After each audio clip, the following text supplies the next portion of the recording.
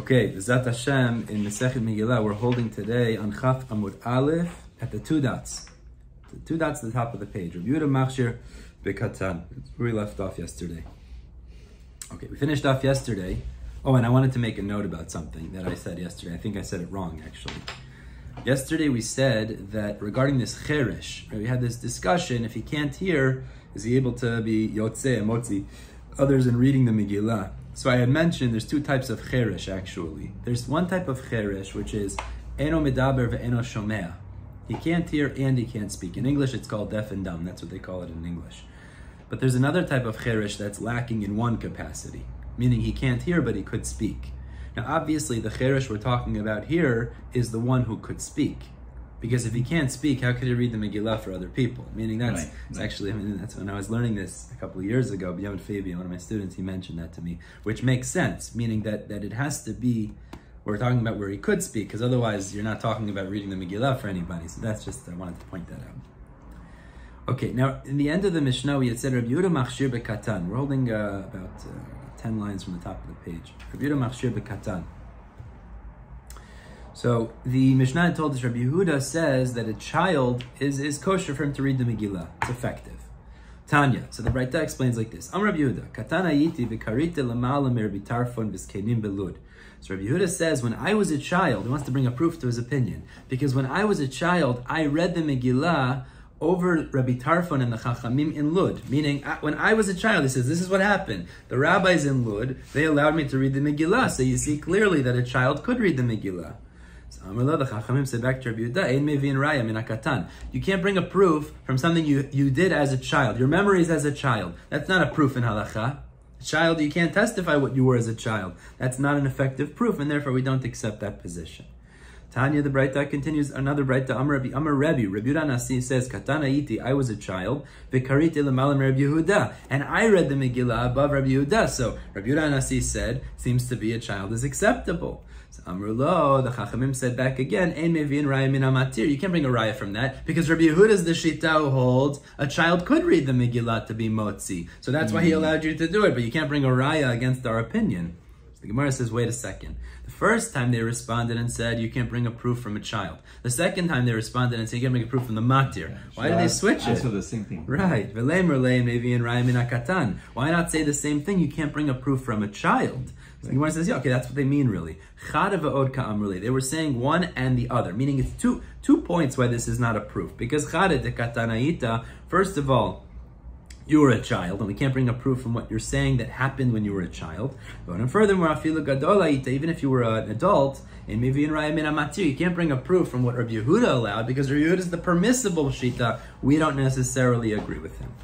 All right, let's move on now. And this is going to be this is going to be, God willing, we'll get to the next Mishnah today. This Mishnah tells us that there are certain mitzvot, certain activities that need to take place dafka during the day. We know the halachic day is night and then day. That's the halachic day. It actually begins at night. That's why Shabbat begins at night. Chagim, everything starts at night. But when the Torah says bayom, certain things need to be done during the day, so we're going to expound, that means they particularly need to be done during day hours. Meaning you can't do it the night before, even though the night before is really the introduction, the beginning of the next day. So we're going to go through a series of different practices, halachot, that can only be done during the day and not during the night. In addition, Mishnah is going to tell us, even though we look at day generally at netz hachama, sunrise, but actually the day really begins before that at alot hashachar, which is the first rays of light. But Rashi explains the reason that we don't generally try to do these types of mitzvot that we're going to list from alot hashachar is because we're not experts necessarily in what is alot hashachar. Very interesting. And therefore, in order to make sure that they're really done during the day, you should do it after netz hachama if it needs to be done by day. However, if you did it after alot hashachar, you'd still be yotzeh. It's just, ideally, don't do it after alot, after the first rays of light, because you might make a mistake and it wouldn't really be the day yet. Very interesting phenomena. Alot, from alot to netz in a certain way is similar to what we call ben hashmashot. We know it's considered day. Actually, it's a little bit different, but we know it's day. It's just, since you'll make a mistake, make sure you do it till netz. Exactly, it's similar a little bit. So the Mishnah says as follows: Ein korina ta Megillah. So that's why it comes in here. We cannot read the Megillah. It means the Megillah needs to be done during the day. Velo malin, nor can we do brit milah. Velo tovlin. Now there are certain people that have to go to the mikvah. For example, a zav, or someone who's tameh mit, he goes through a purification process, and on the 7th day of his purification, he has to go to the mikveh.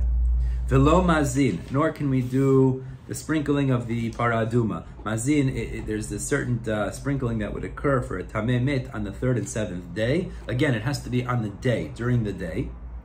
V'chein shomeret yom keneged yom, and we'll speak about this more in the Gemara, but there's a woman who, we know the halacha is a woman could be tmeya as a nida, which is when she has her period, which is the normal period. And then there's an 11-day, Rashi explains, 11-day time frame in middle of the month, which is not her regular time of her menstruation. If she experiences blood flow then, so if it's one time, she's called shomeret yom keneged yom, which means she's considered tmeya for that day, and she has to wait. Literally means wait one day opposite the day that she was tmeya.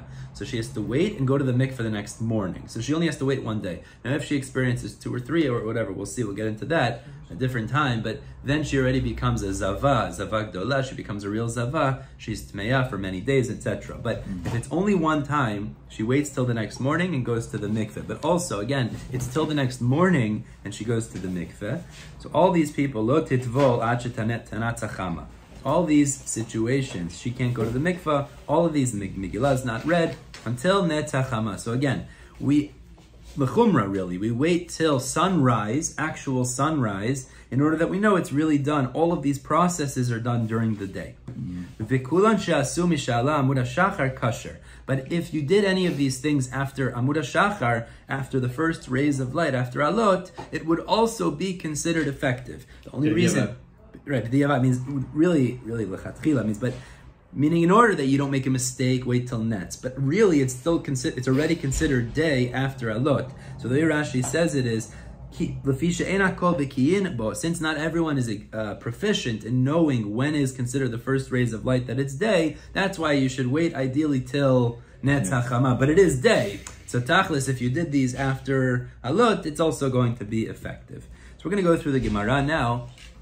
Explain the sources. How do we know each of these processes need to be done during the day particularly? So the Gemara says Minalan. Where do we know in the Psukim that Megillah, that's the first one, needs to be read by day? Amar Kra, because it says in Megillah Esther, it says Vayamim ha'ela nizkarim v'na'asim bayom. It says Vayamim ha'ela nizkarim v'na'asim. It says these days will be mentioned, remembered, which is Mikra Megillah, v'na'asim, and performed, meaning the mitzvot of the day are performed. Now it specifically says Vayamim, these days, so we deduce from that bayom in balayla lo, that it's only by day we read the Megillah, not at night. So the Gemara says, wait a second. This seems to imply there's only a mitzvah of Mikra Megillah during the day, but not the night before. So the Gemara says, Leima te'aviti ufta Rabbi Yeshua ben Levi. This appears to be a refutation, a contradiction against Rabbi Yeshua ben Levi. Damar Rabbi Yeshua ben Levi, chayav adam likrot et Megillah balayla u'shnota bayom. Because Rabbi Yeshua ben Levi says a person is obligated to read the Megillah at night and to repeat it during the day. So it seems to be from our Mishnah, it's only during the day and not the night before.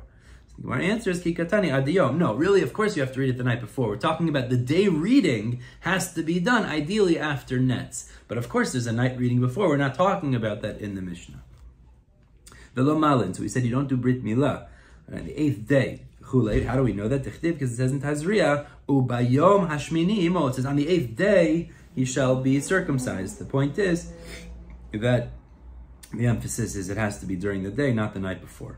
Below tovlin, below mazin, we said also the people that are tmeim, like the zav and the tameh met, ritually impure, they go to the mikveh and they're also sprinkled with the paraduma only during the days. How do we know that? Because in Chukat, the pasuk tells us regarding someone who's tameh met, it says vehiza tahor la tameh. It says the tahor person will sprinkle on the tameh bayom hashvi'i. It says on the 7th day. So the itkish Tefillah la'azaya, and we compare tefillah to azaya. So by hazaya, which is sprinkling of the para aduma ashes, the waters, that it says bayom. And since we compare tefillah and the psukim there, it compares going to the mikveh to the sprinkling. So we know both of them have to be done during the day, not the night before. We said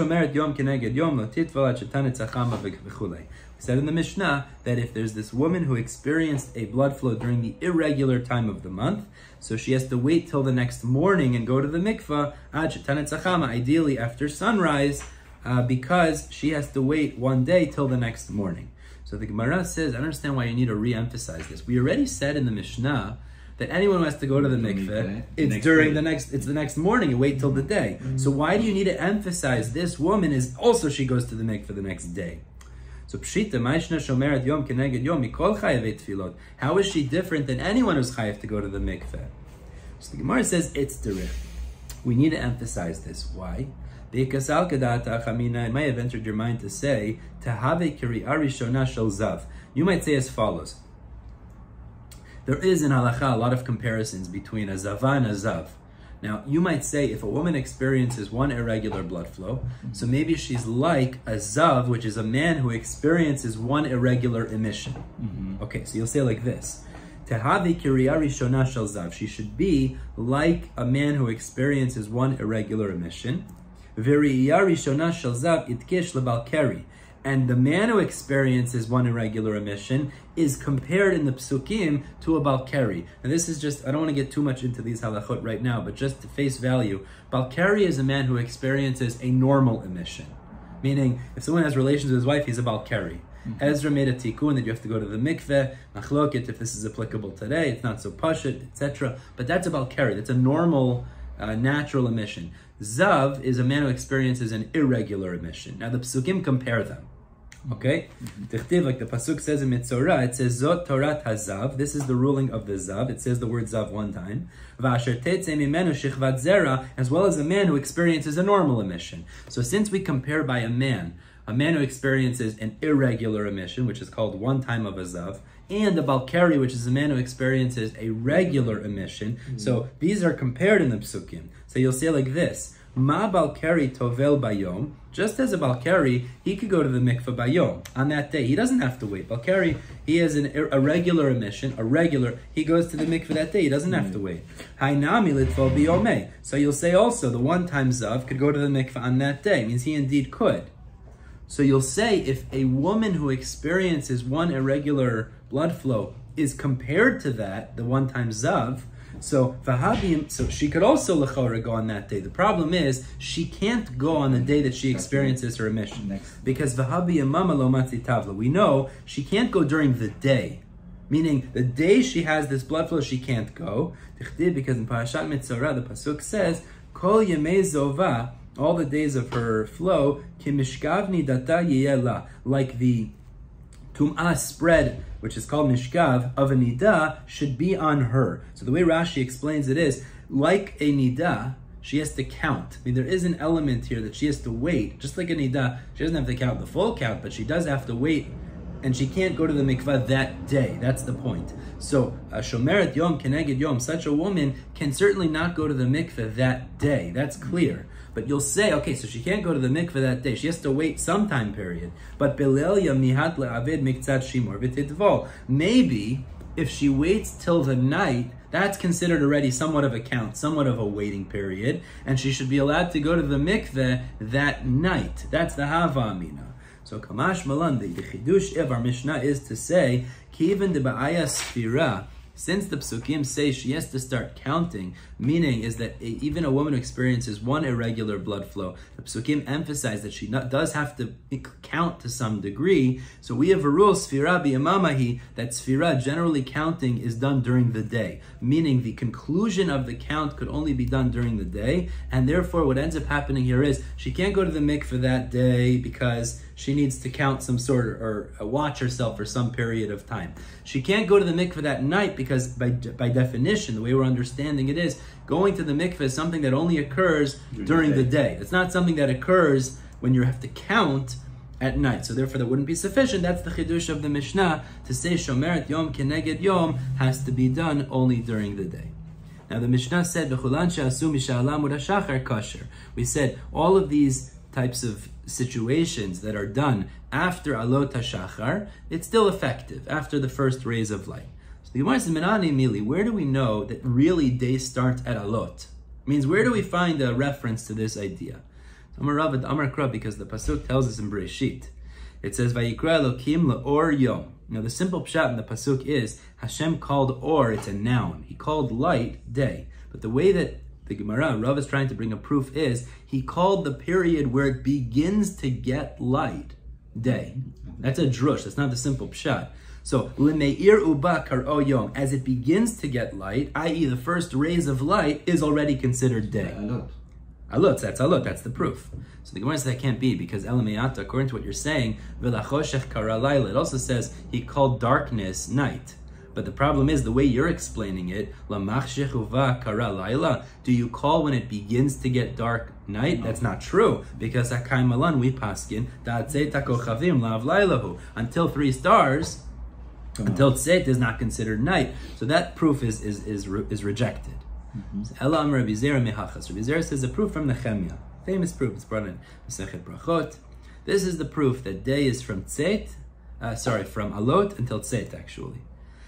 It says over there, I believe it was when they were rebuilding the Beit HaMikdash, it says, V'anachnu osim b'mlacha, we were involved in our work, V'chatya machzikim b'ramachim, and half of the people were holding spears, Me'alot hashachar ad tzeit kochavim, from alot, the first rays of light, until tzeit. Ve'omer, and furthermore it says in the context in Nehemiah, it says, V'hayu lanu halayla mishmar, the night was a time of guarding. Fine. It says, Vayom melacha, and the day was for work. So my va'omer, so why do we need that second verse? So you might say like this. The first verse says they did melacha during the day, and it says it was from alot hashachar until tzeit. You might say, maybe Misha'ala Amud HaShachar Lav Yamama, maybe really Alot HaShachar is not the beginning of the day. U'mechi Arva Shimsha, and also maybe when the sun sets means Shkia, maybe Shkiat HaChama Lelia, maybe that's really considered night. The psukim say Alot till Tzeit, Ve'enu Mekadmi U'mechashchi, they just got up early and stayed out late, meaning maybe really day is from Netz until Shkia. The psukim emphasize they did melacha during the day, and it says it was from alot till tzet. Maybe they just happened to get up early and work out late.